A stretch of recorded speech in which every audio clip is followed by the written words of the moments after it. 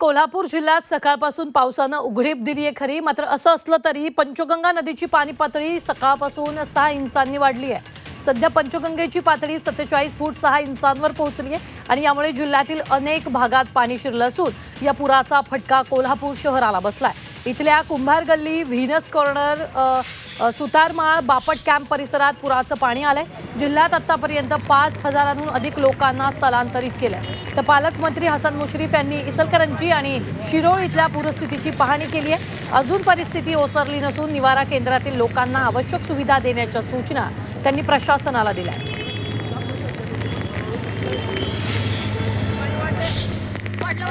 पावसाचा जोर कमी झालेला आहे।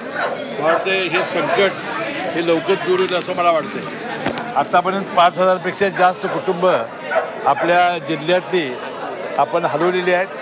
त्यामध्ये जवळजवळ 504 लोक आपल्या इचलकरंजी शहरातील इथं स्थलांतरित केलेले आहेत। आम्ही पाहणी केली आता या निवारा केंद्रामध्ये, तर अतिशय जेवणाची वगैरे सगळी व्यवस्था चांगली आहे। जनावरंसुद्धा काहीतरी 60 आहेत, त्यांची चाऱ्याची व्यवस्था आपण केलेली आहे। मला वाटते आरोग्याची तपासणी, लहान मुलांना दूध याची सगळी व्यवस्था अतिशय चांगल्या पद्धतीने केलेली आहे।